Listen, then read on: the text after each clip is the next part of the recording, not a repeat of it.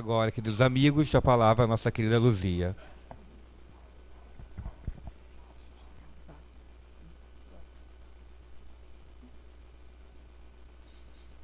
Senti um calorzinho aqui. Lá fora tá fresquinho, né? Aqui tá um calorzinho. Boa noite, queridos. A gente tem na casa de Eurípides assim a liberdade de falar sobre o que a gente quiser e pelo tempo que a gente quiser.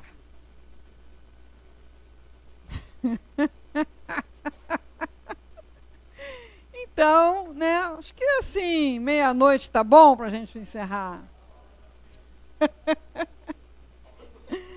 Bom, é uma oportunidade que a gente não dispensa, quando tem essa oportunidade de escolher a temática, de falar sobre os temas que a gente chama do método de autocura, mas que, na verdade, são temas abordados por Joana de Ângeles, não só no livro básico, que é o Plenitude, que, inclusive, está com uma nova edição, então, quem não tem, não perca a oportunidade, como em toda a série dita psicológica da Joana de Ângeles.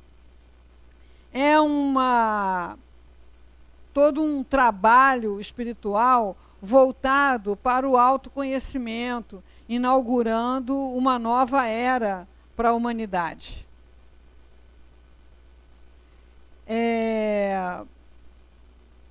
Essa nova era, ela está inaugurada com essa novo aporte de conhecimentos para a humanidade e para a coletividade espírita, com as obras de Joana de Ângeles, de Hamed, outros autores que estão nos incentivando, nos convocando a esse trabalho. Por quê? Kardec, Leon Denis, Gabriel Delane, os fundadores, né, digamos assim, da doutrina espírita, vieram responder às questões básicas do ser humano. Quem eu sou, da onde eu vim, para onde eu vou, o que eu estou fazendo aqui. Essas eram as questões básicas, as questões iniciais, as questões que o ser humano, pelo seu progresso científico, já tinha a condição de ter respostas um pouco mais avançadas, vamos dizer assim, do que aquelas que vinham sendo dadas através de religiões e filosofias anteriores. Agora que a gente já tem um pacote de informações sobre quem somos, de onde viemos e o que estamos fazendo aqui e para onde vamos, veio em seguida toda uma série de obras de reportagem, obras que vieram descrever em detalhes como é que é esse mundo espiritual, como é que é essa vida espiritual. Então, vem a obra de André Luiz, né, que descreve lá tudo direitinho, como é que é a organização, como é que é o funcionamento, né? O companheiro estava falando aqui para nós sobre defesas da casa espírita, sobre defesas dos lugares voltados ao socorro, ao atendimento. Aí você escutou o companheiro falar, aí você ficou assim, mas como é que é essa defesa? É um batalhão de choque? Né? Como é que é essa defesa? Né? Será que tem espírito ali fora dizendo, eu quero entrar? Aí tem um leão de chácara, não, aqui você não entra. Né? Como é que é isso? Então, você querendo saber disso em detalhes, você tem a obra de André Luiz, tem a obra do Irmão X, tem a obra de Ivone Pereira. Então, veio toda um aporte de informação para a gente entender legal como é que é. Não tem leão de chácara, não, gente. Isso é brincadeira, né? Que é uma verdade, é.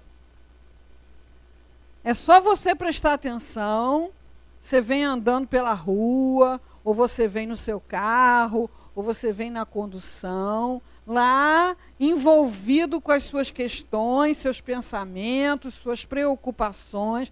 A gente nem sente como a gente está pesado. A gente nem sente como a gente está carregando um peso. Mas é só a gente observar as pessoas andando pela rua, né? Você, domingo, fica ali na Taquara, olhando as pessoas andando pela rua, né? Aí a pessoa... né? Se você, na freguesia também, não é só na Taquara, não. Verdade. Né? Se você esbarrar na pessoa, a pessoa parece que leva um choque. Continua, até assim,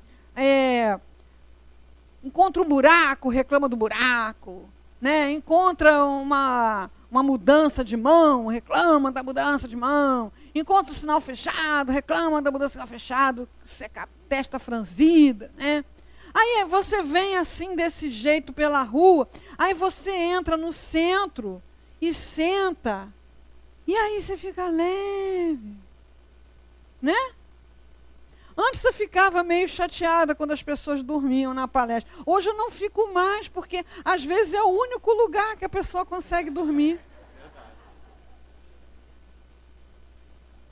Em função desse desligamento fluídico, né? Desse desligamento das conexões mentais, que é patrocinada pela espiritualidade encarregada de fazer esse desligamento para que, uma vez estando no centro, para a palestra, para o estudo, para o trabalho mediúnico, você possa ter um maior aproveitamento.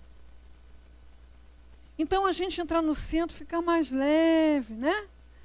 Às vezes eu já pensei assim, caramba, eu queria me sentir o tempo todo do jeito que eu me sinto quando eu estou fazendo palestra. Vocês pensam que eu sou desse jeito? Eu não sou desse jeito, não. Isso aqui é uma combinação de coisas, né? Do que é aliviado ou do que é, digamos assim, suprimido dos meus pensamentos habituais quando eu entro no centro, com o fluxo de ideias renovadas e renovadoras que a espiritualidade faz fluir através daquele que fala. Então aqui a gente está numa outra conexão. Para o quê? Para ampliar o entendimento, para se fortalecer, para as lutas da existência, para todo um processo de transformação. Então, presta atenção, quando você vem pela rua, quando você entra no centro, e aí tem um detalhe importantíssimo, que é, segura essa ambiência, essa vibração, quando você voltar para a rua. Porque se quando você voltar para a rua, voltar aqueles pensamentos, e aí lá em casa, não sei o que, pronto. Aí o pessoal que seguraram lá fora, sai tudo atrás de você outra vez. Então, a gente hoje já tem acesso a essas informações detalhadas na literatura espírita, por essa nova... nessa segunda fonte de informações que sucedeu à codificação e aos primeiros autores. Mas agora, e por que agora? Porque o homem avançou nos seus conhecimentos, nos seus estudos, na ciência que veio a se chamar psicologia. Não dava para trazer essas informações que André Luiz trouxe no tempo de Kardec, não dava. Ainda hoje não dá para você recomendar para uma pessoa que não estudou o livro dos espíritos, o livro dos médiuns, não manda essa pessoa ler Nosso Lar. Não manda, porque ela vai achar que isso é ficção. Porque falta a base do conhecimento para poder entender como é que aquilo funciona, né?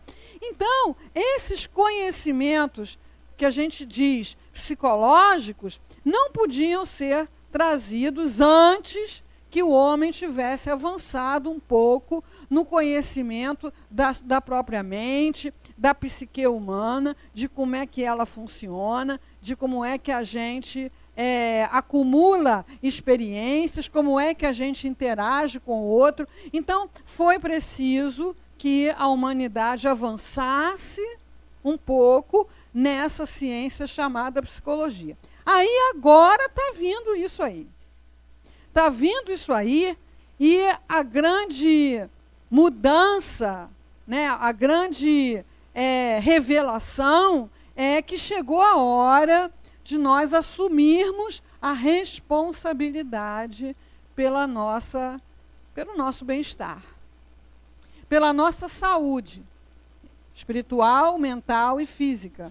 Assumirmos a responsabilidade pelas nossas escolhas. A gente já tinha, mas era uma responsabilidade relativa em função do pouco conhecimento ou da pouca reflexão. Mas agora as informações estão aí. E a gente está vendo a grande necessidade do ser humano finalmente fazer contato com essa coisa que já está dita e redita e repetida, de que nós somos os autores do nosso destino. Mas a gente tem pensado isso em termos de prêmio e de castigo. Mas é muito mais do que isso, vai além disso. Então, nesse trabalho, que é um trabalho aberto, as pessoas em sofrimento. Então, esse trabalho lá no Leon Denis já tem 12 anos. Né? Nós agora estamos funcionando na obra social, estamos ligados ao Departamento de Saúde, então estamos lá funcionando na obra social. Nesses 12 anos de trabalho aberto ao sofrimento, nós conversamos com pessoas, e o que as pessoas nos dizem sobre os seus sofrimentos? Não, o meu sofrimento é porque o meu filho... Aí começa. O filho isso, o filho aquilo, o filho isso, o filho aquilo, o filho isso, o filho aquilo. Não, o meu sofrimento é o meu marido. Nesse caso, elas têm razão.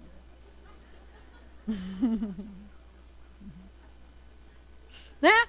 Meu marido isso, meu marido aquilo, meu marido isso, meu marido aquilo, né? Alguns homens, proporção infinitamente menor, né? O problema é a esposa, né?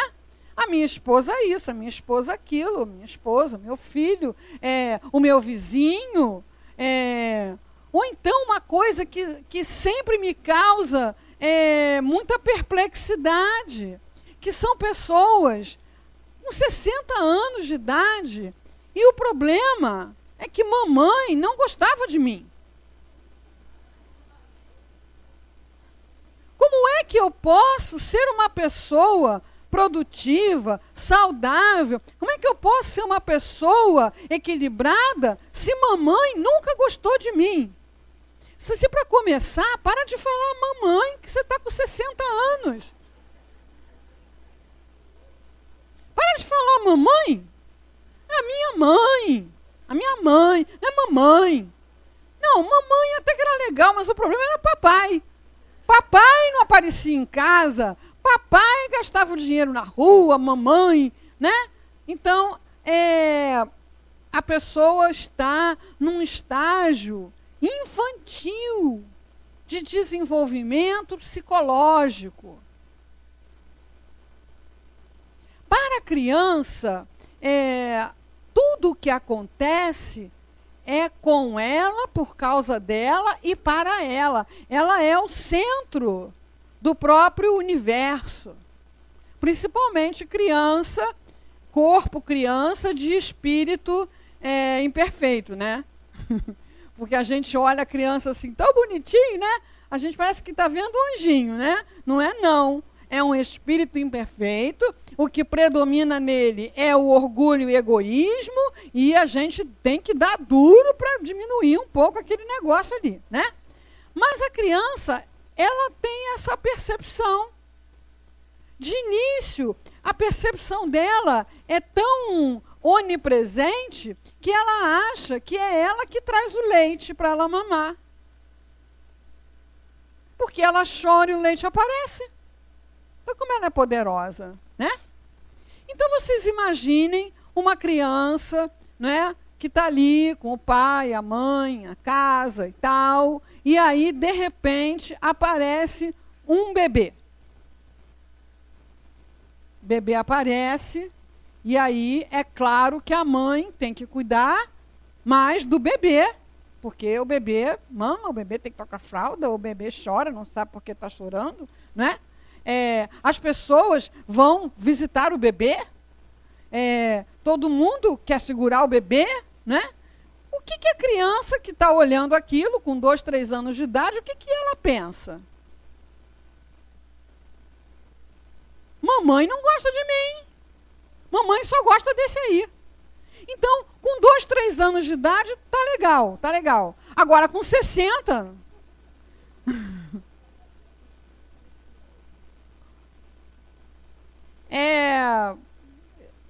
eu falo para os pacientes que eu vou ter outro neném porque meu filho está querendo um irmãozinho. Aí eu falo assim, olha, seu filho não está querendo um irmãozinho. Seu filho está querendo companhia. Leva ele no play, leva ele na creche. Ele não sabe o que é um irmãozinho, né? Quando ele descobrir o que é um irmãozinho, ele vai querer devolver para o PROCON e não vai poder. Tem um caso emblemático, assim, do filho de uma amiga da minha filha, que queria irmãozinho, tiveram um irmãozinho, nasceu uma irmãzinha, tudo bem, maravilha, e beijinho na testa, bochechinha, leva para casa. Uma semana ele perguntou assim, mamãe, eu posso escangalhar a Clarinha? Escangalhar, para ela parar de funcionar, porque a vida dele virou um inferno, né? Então, quando nós somos criança, nós temos essa percepção de que a mamãe está de cara feia, é culpa minha, ou é por minha causa. Mamãe está feliz, fui eu que fiz mamãe ficar feliz. A casa vai bem porque eu sou bom. A casa vai mal é porque eu sou mal. É porque eu faço alguma coisa errada. Então, tudo se relaciona com ela. Então, a pessoa sai pela vida fora com esse pensamento de que as pessoas fazem as coisas com ela. Então, assim, a pessoa que é grosseira, ela faz grosseria porque ela é grosseira. Ela não faz grosseria com você. A pessoa que é egocêntrica, que só pensa nela, ela é egocêntrica, ela vai ter funcionamento egocêntrico porque ela é egocêntrica. Ela não vai agir de forma egocêntrica com você. Então, a gente precisa amadurecer psicologicamente para poder, por exemplo, ter um funcionamento essencial à saúde, essencial mesmo. Não dá para ter saúde sem isso. Para ter um funcionamento de perdão. Não dá para ter saúde sem perdoar. São coisas incompatíveis. Saúde e mágoa. Não rola.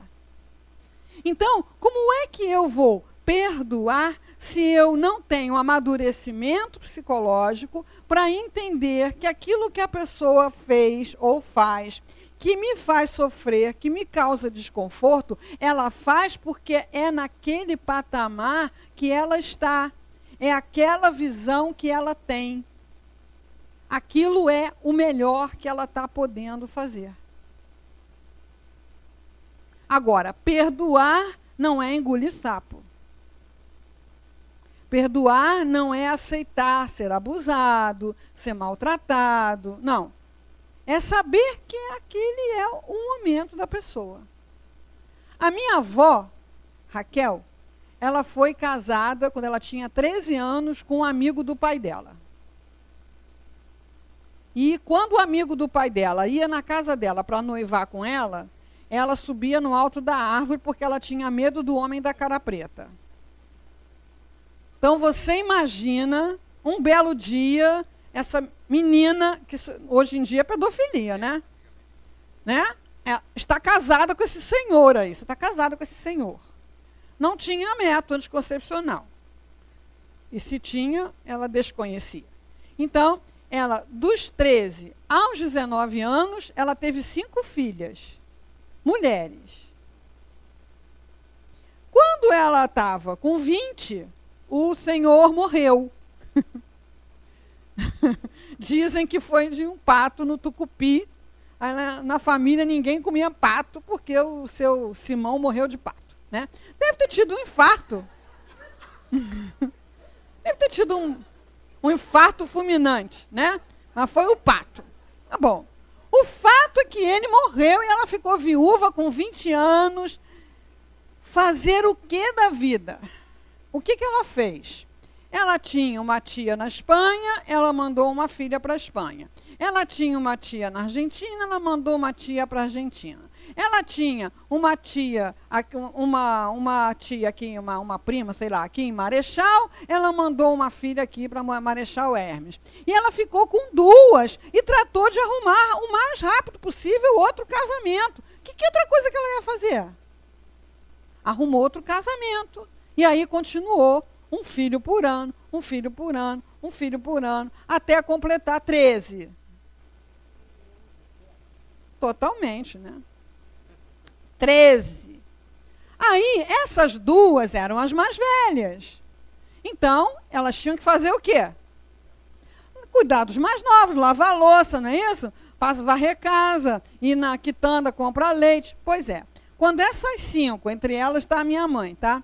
Quando essas 5 se juntavam para falar mal de Dona Raquel, era uma saraivada.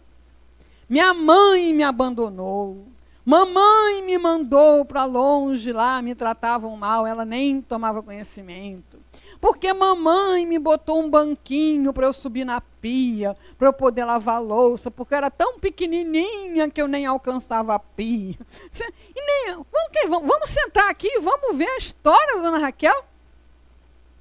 Então a sua infância foi agradável, maravilhosa? Não, a infância foi difícil, a infância foi sofrida, mas não era culpa da Dona Raquel. A Dona Raquel não fez nada com elas. A Dona Raquel fez o que na sua condição tinha condição de fazer. Então, a gente sabe que pais violentos sofreram violência na infância. Que adultos abusadores sofreram abuso na infância. Tiveram as suas estruturas psíquicas afetadas por acontecimentos. E tudo isso ligado numa grande rede, aí sim, de causa e efeito, só que essa rede está além da nossa percepção. Então, o que é que eu preciso interiorizar para ter saúde? Eu preciso interiorizar para ter saúde que tudo tem a ver comigo. Não é minha culpa, é minha responsabilidade. Eu estou sendo chamado a compreender os que me magoam, os que me ferem, os que me causam sofrimentos ou dificuldades. Ou compreende ou adoece. Gente, não tem outra escolha. Você vem no centro, tem essa situação, essa ambiência favorável, você vai ganhar uma transfusão de energias benéficas no momento do passe, você vai ficar legal. Mas chegou ali fora, rolou um pensamento de vítima, de coitadinho, de mágoa, de ressentimento, começa a adoecer tudo outra vez. É como aquela pessoa que vai lá, né, na clínica, desintoxicar do álcool, das drogas, e que depois volta a usar o álcool ou as drogas, volta a adoecer. Então, o trabalho de agora é a gente pegar tudo que a gente já tem conhecimento ou acesso ao conhecimento e começar a se trabalhar, e começar a olhar para dentro ao invés de olhar para fora. Um desses estudiosos de psicologia, né, que é assim uma das fontes de Joana de Ângeles, que é Carl Gustav Jung, ele fala, né, quem olha para fora sonha, quem olha para dentro acorda. Então, enquanto a gente veio caminhando pela vida, olhando para fora, apontando um dedinho para fora, para as causas do nosso sofrimento, nós estávamos sonâmbulos. Então, o convite é que a gente comece a olhar para dentro. Isso tem um momento desconfortável, porque é muito mais legal a gente dizer que é o outro que nos faz sofrer, do que olhar para dentro e descobrir o que em mim fica incomodado com aquilo que a pessoa faz, o que em mim fica frustrado com aquilo que a pessoa não faz, o que em mim fica sofrido com os movimentos do outro. É muito mais fácil botar a culpa no outro, mas, por outro lado, também a gente é investido desse poder divino que nós temos de nos tornarmos felizes. Então, não há bem-estar, não há felicidade na dependência emocional, na dependência econômica, na dependência afetiva, quando a criatura já está numa idade física e espiritual de assumir a sua própria vida. Então, às vezes, as pessoas vão fazer atendimento com psicólogo, elas vão em busca de aliados. Elas querem ir lá reclamar bastante do que estão fazendo com ela, para o psicólogo chamar aquelas pessoas lá e dar uma bronca, porque estão todos errados. Aí pode ser que o psicólogo, dizendo para eles que eles estão errados, aí eles vão fazer direitinho como eu quero. Aí, quando você começa, através, não é, da conversa, através de ouvir a sua própria fala, a tomar consciência da sua responsabilidade dentro das situações de sofrimento que você está, as pessoas ficam aborrecidas, saem batendo a porta, dizendo que o psicólogo não entende nada. Como a gente vê acontecer também no receituário, né? Isso eu já vi muito lá no Leon Denis. A pessoa enche lá uma folha de papel com reclamação da família, né? E recebe lá um passo a passo de trabalhos para ela, a pessoa, fazer, né? Vai fazer culto no lar, não é? Vai buscar um trabalho para você fazer, vai colocar limite para essa pessoa, né? E ampararemos. Aí as pessoas ficam chateadas, porque elas querem reforço nesse processo de responsabilizar o outro. Então, a doença não é nossa culpa. Nós temos responsabilidade, sim, pelas engrenagens geradoras e mantenedoras do sofrimento, assim como temos o poder de transformar todas essas situações para uma situação de bem-estar e de cura. Os médicos não precisam ficar com medo de perder o emprego, porque isso vai demorar, né? Mas uma hora você vai ficar como Jesus, né?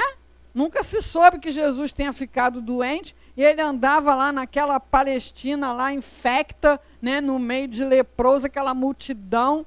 Nunca se soube que Jesus dissesse: gente, hoje eu não vou não, que eu estou meio indisposto, assim, com uma dor de cabeça, né? segundo as pessoas que estudaram o processo da tortura e morte de Jesus, falam como ele deu trabalho para morrer, porque tinha um vigor absurdo, né? Com tudo aquilo que foi feito, né?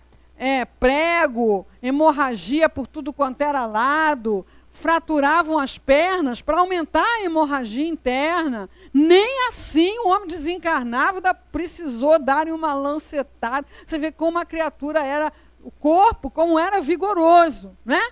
Então ele está lá andando, e aquela mulher que estava tendo hemorragia, quer dizer, ela estava sem fluido, né? Ela segura na túnica dele, ele fala: opa, saiu de mim uma virtude. Então, assim, uma hora na evolução, a gente vai ter, né, essa consciência plena, né, do espírito e do seu envoltório. O espírito vai ter a condição de irradiar para os seus envoltórios esse vigor, essa saúde. Mas está longe, mas tem que começar em algum momento. E o momento de começar é agora. Então, o método de autocura que a Joana propõe, né, ele fala de pensamento, ele fala de intuição, ele fala de cuidado com o corpo e ele fala de doação de amor. Como medidas que só nós podemos fazer por nós mesmos. Ninguém mais pode fazer por nós mesmos. Então você pode ir no médico aí, o maior medalhão da paróquia. Se ele der para você uma receita de remédios para você tomar, se ele der para você uma orientação alimentar, se ele der para você uma orientação de exercícios e você não fizer aquilo, ele pode ter muito conhecimento, mas ele não vai conseguir tornar você saudável se você não quiser muito. Por incrível que pareça, né, às vezes as pessoas não querem ficar boas, porque doença tem ganho. Isso é muito louco, né? Tem uma amiga aqui que não vai me deixar mentir, que existem lugares onde os médicos precisam ter segurança, porque quando eles dão alta, as pessoas querem bater neles.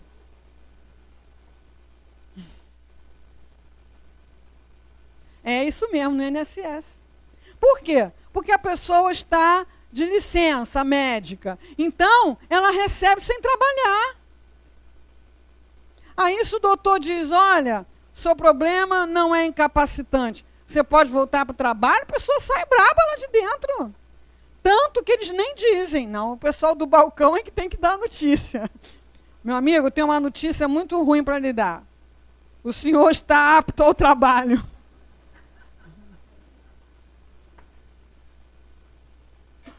Então, a doença tem ganhos desse tipo, tem ganhos de manter todo mundo ali em torno, né? Poder de manipulação. Pessoal, não fala assim comigo não, senão minha pressão sobe.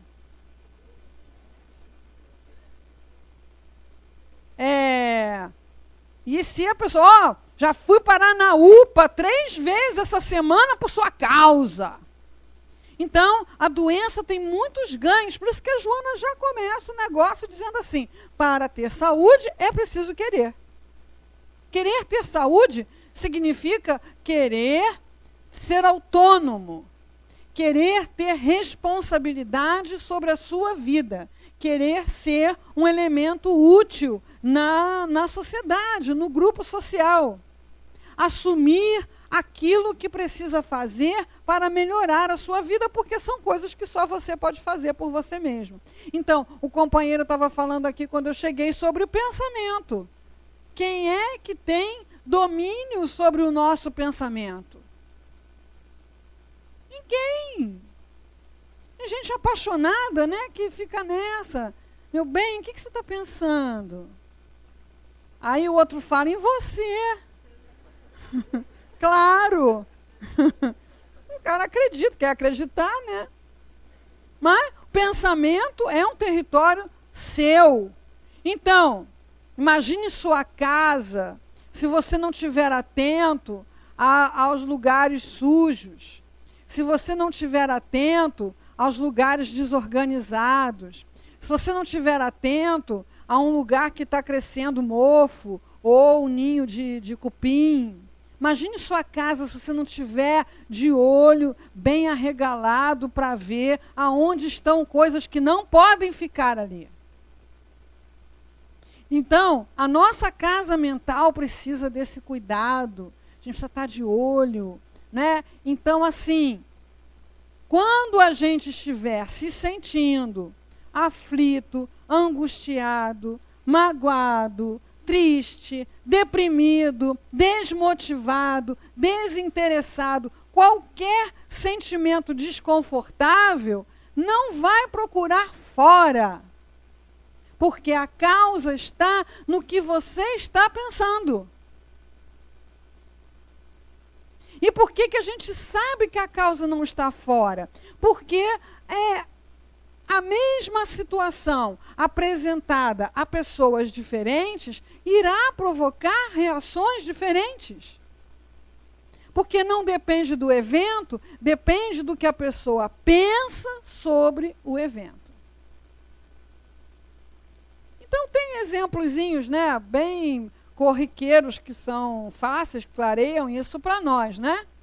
Se você passa por mim, me cumprimenta, eu não te respondo.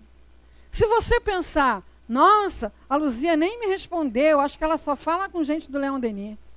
Gente do Eurípides, ela não fala, né? Ou então é porque eu sou velha, porque eu sou gorda, porque eu sou essas coisas que a gente tem, né? Se você pensar qualquer coisa desse tipo, você vai sofrer. Agora, se você pensar assim, coitada da Luzia, está surdinha. Não pode ser isso?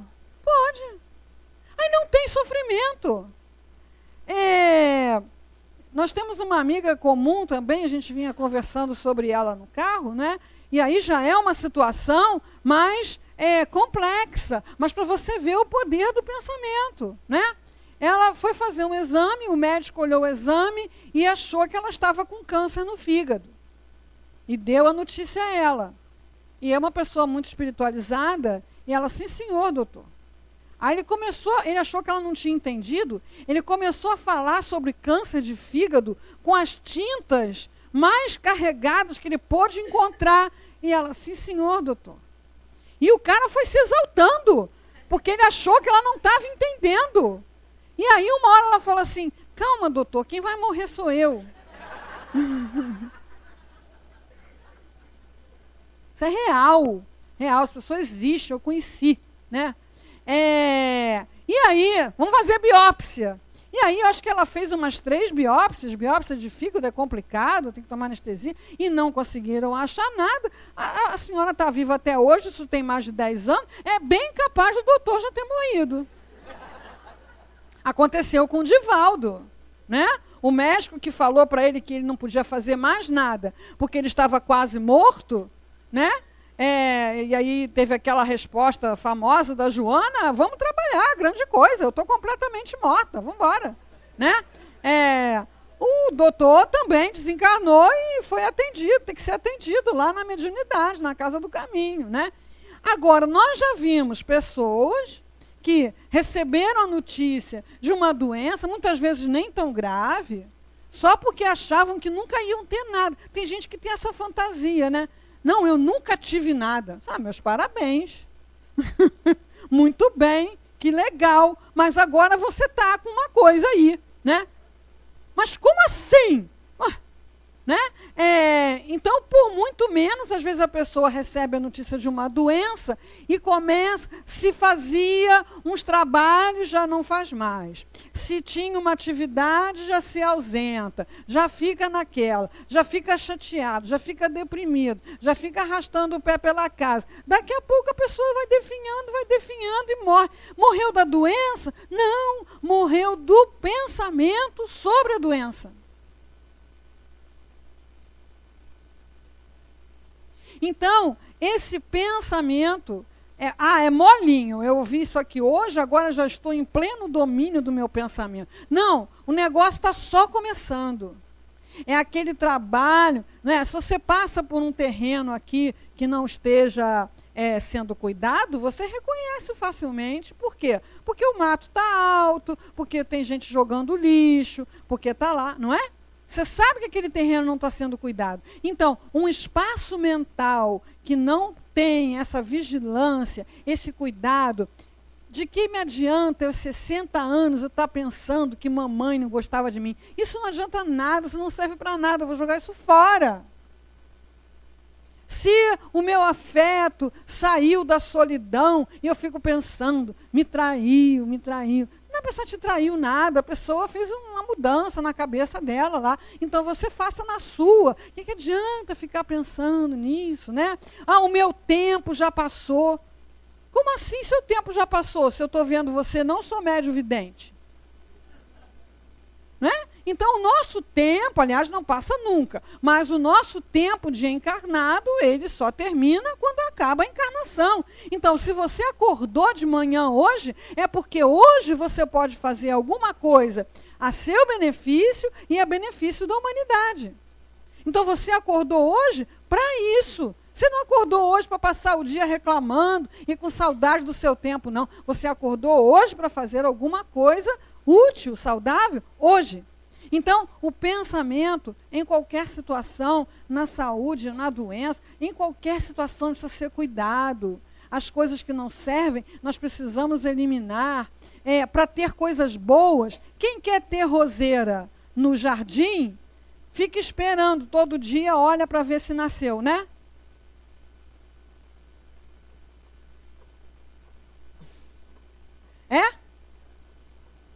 Não! Se você quer ter roseira, você tem que ir no horto, comprar uma muda, plantar, botar adubo, ver se o lugar é bom, se roseira gosta daquele lugar, e botar aguinha e ficar de olho na roseira. Senão não tem roseira no jardim. Então, para eu ter um pensamento de mais qualidade, um pensamento mais saudável, eu tenho que ler bons livros, eu tenho que ver bons filmes, eu tenho que ter boas conversas. Eu tenho que meditar. O que é meditar? Meditar não é uma coisa mística, não.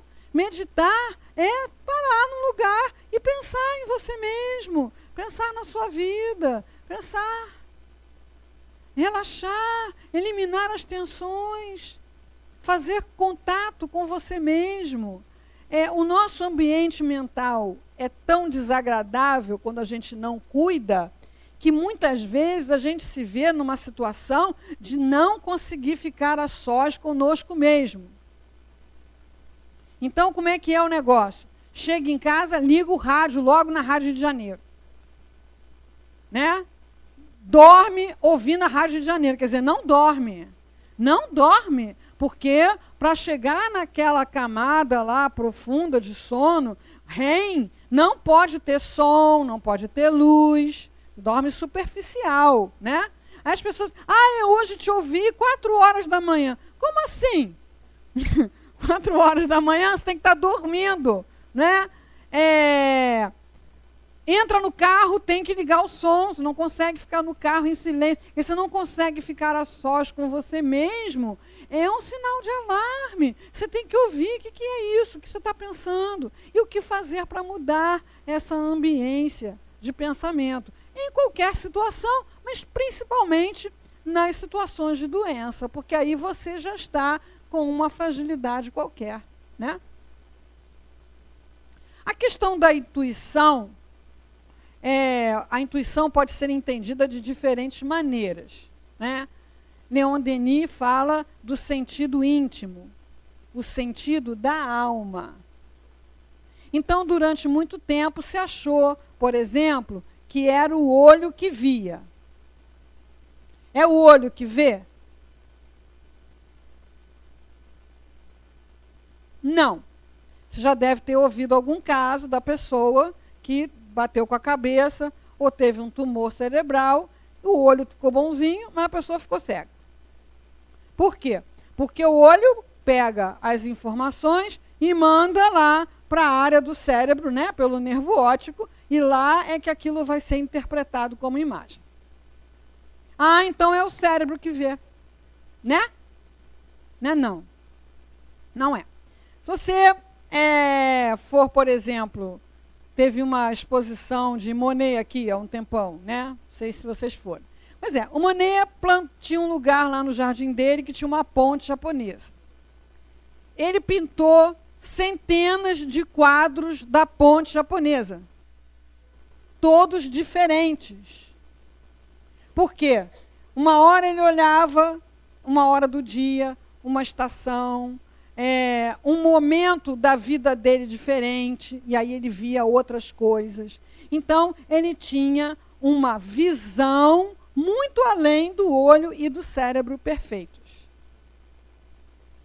A mesma coisa, a música, por exemplo, né? Quem costuma ouvir uma música mais complexa, né? Uma música instrumental, com muitos instrumentos tocando, quem tem o hábito de ouvir esse tipo de música tem um ouvido que percebe que tem um instrumento A, um instrumento B, né? Que um está fazendo uma linha melódica, o outro está fazendo outra. Eu tive a oportunidade de assistir ensaios de orquestra, até hoje dá para fazer isso, né? São Paulo tem lá, é aberto o ensaio lá da Casa São Paulo, né? E aí você acha que a música está uma maravilha, o maestro para aquilo tudo. Não, você aí da segunda fila de violino, você não está, você está fazendo, aí ele canta como a pessoa está fazendo. Você está fazendo tiriri, tiriri, era para fazer tiriri, tiriri. Então, a alma, o espírito, com a sua evolução, ele sutiliza, ele sofistica, não sei se existe esse termo, as informações que vêm do olho e vêm do cérebro. Leon Denis cita muito nesse capítulo uma personagem que a gente precisa conhecer, quem não conhece, chamada Helen Keller. Né? Helen Keller, que perdeu a visão, a audição, lá, quando era criancinha, né? E ficou lá, você imagina uma pessoa no escuro e no silêncio. A complexidade de se comunicar com essa pessoa.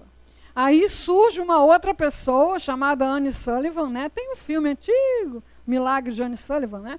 Aí vem a Anne Sullivan lá, que começa a se comunicar com ela pelo sentido que faltava, que restava, que era o tato. Então, consegue fazer com que ela associe as impressões táteis às coisas em volta. Pois com esse material, a criatura escreveu livros, se tornou conferencista, andava sozinha pelas florestas, botava a mão na água para sentir o luar. Né? Então, o sentido é da alma. E com o sentido da alma, nós nos comunicamos, como dizem os espíritos. Tem uma pergunta que Kardec faz, se nós podemos nos comunicar com os espíritos. E os espíritos falam, mas é claro, vocês são espíritos, né? Mas nós vamos nos comunicar com os espíritos pela linguagem da alma. Mas para isso a gente precisa o quê? Exercício, exercício, exercício. Então, nas horas mais difíceis, nos momentos mais complicados, que a gente vá treinando, né?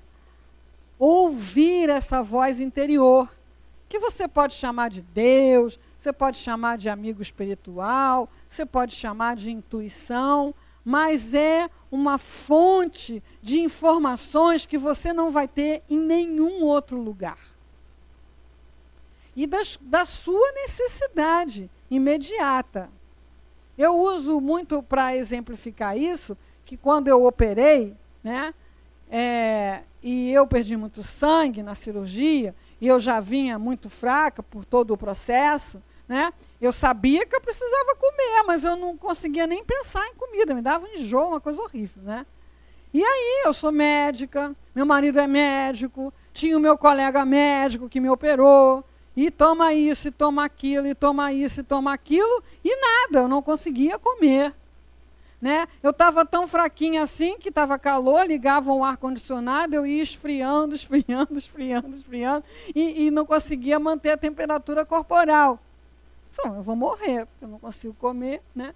Aí foi lá, nesse segundo passo do método de autocura, que é conversar com Deus, buscar a intuição, que veio um negócio assim, marmelada com aveia.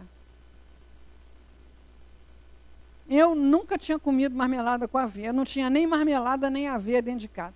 Mandei comprar marmelada com aveia, eu comecei a comer a marmelada com aveia, e eu sei lá por que cargas d'água, marmelada com aveia não me dava enjoo. E aí eu comecei a comer a marmelada com aveia, aí eu fui melhorando, fui equilibrando, daqui a pouco eu estava comendo as outras coisas. Quem é que ia me receitar marmelada com aveia? Então, é aquilo que Leon Denis fala, assim, que a gente meio que morre de fome na mesa do banquete.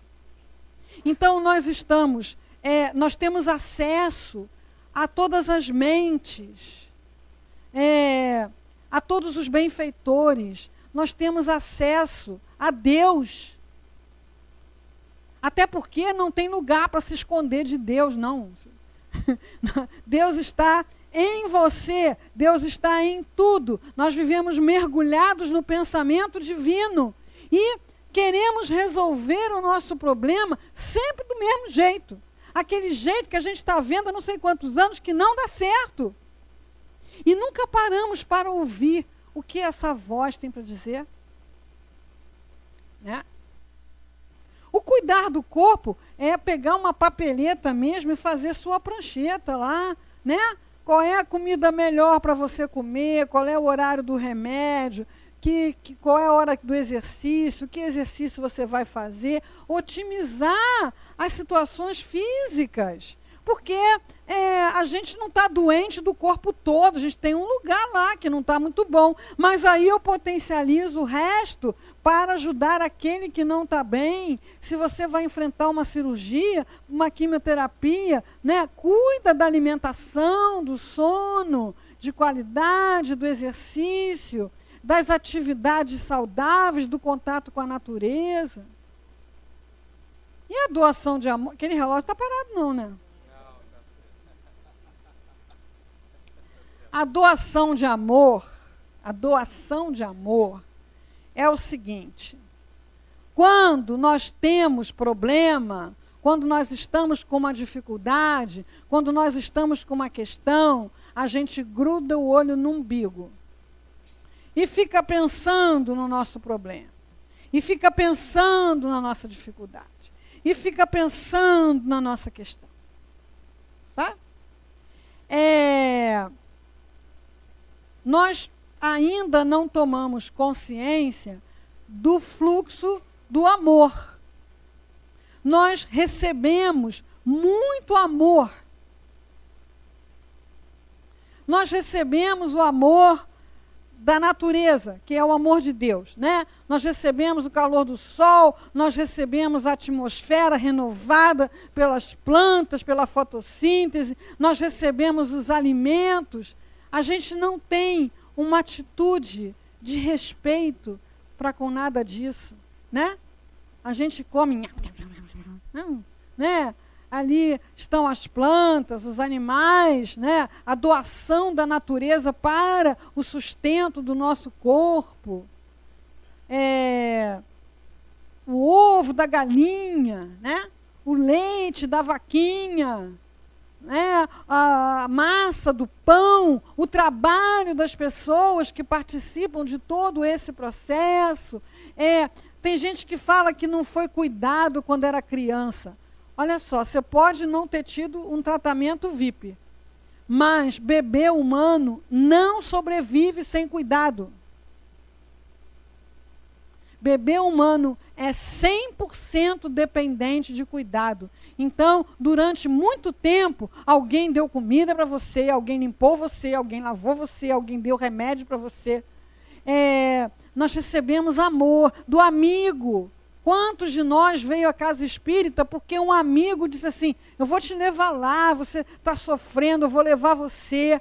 Aí chega aqui, recebe o amor das pessoas que estão aqui, recebe o amor, né, sobre a forma de música desse coral. O outro aqui cheio de intimidade, tio Eurípides.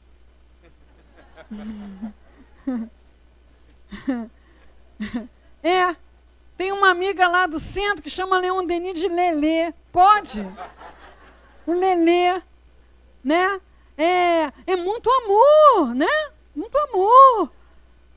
E aí, se você fica com o olho grudado no umbigo, você não dá amor. Você recebe e represa. E o amor precisa circular. O amor é fluxo. Só que nós temos livre-arbítrio. Então, nós podemos escolher fazer isso. Ficar com o olho no umbigo, ou então não amar ninguém porque quem eu amava me deixou na solidão, ou então não amar mais ninguém porque fui magoado quando eu amei, porque o mundo é ingrato, não sei o que lá, né? Eu não vou trabalhar naquela obra social porque ela não tem lugar para mim, não sou bem recebido, eu não vou não sei aonde, não sei o quê. Eu vou ficar lá com aquele olho grudado no umbigo. E aí não dá amor, e aquele amor fica represado. Então, a pessoa vai o quê? A pessoa vai minguando, a pessoa vai enfraquecendo. Quando isso é levado às últimas consequências, quer dizer, a pessoa desencarna nesse processo, ela perde, né, André Luiz nos informa isso, até a capacidade de manter a forma perispiritual, se torna um ovoide. Então, o que é um ovoide? É um ovinho de pensamento. E lá dentro está o espírito pensando no seu problema. Então, a gente precisa começar a quebrar esse cascão, né? E começar a dar amor. Para desobstruir, para que o fluxo flua. E a gente olhando para os grandes doadores de amor, você vê a força, o vigor, a saúde, o bem-estar. Por quê? Porque eles estão no fluxo. Então, a Madre Teresa de Calcutá também, que nem Jesus andava lá por Calcutá e por outros lugares os mais infectos, né? Foi a primeira pessoa que se apresentou para cuidar dos primeiros aidéticos, que ninguém queria chegar nem perto, né? E nunca pegou nada, eu acho que ela nunca pegou nem sarna. E pegava aquelas pessoas imundas nas ruas, né? Para que elas pudessem morrer num lugar digno, limpas, né? Então, a gente, quanto mais gruda o olho no umbigo e pensa no seu problema, e remoe o seu problema, vai ficando mais fraco do espírito, da mente e do corpo. Então, a gente precisa, mesmo sem muita vontade, mesmo sem muita disposição, começar a dar amor. Né? O que é dar amor? É colocar seus dons a serviço, seja ele qual for. Se você cozinha bem, vai dar amor cozinhando. Se você canta bem, vai dar amor cantando. Se você é bom para organizar coisas, vai dar amor organizando coisas. Você tem talentos, você tem toda uma divindade em você para compartilhar. E é daí que vem essa saúde, né, esse bem-estar espantoso que os doadores de amor têm. Tá bom, queridos? Então, esse é o pacote básico. Quem quiser a coisinha mais esmiuçada, segunda-feira que vem a gente está começando um outro módulo lá na Obra Social Antônio de Aquino, lá na Sulacap, ou Magalhães Bastos, nunca sei direito como é que tem lugar. Tá? Ok? Obrigado pelo carinho.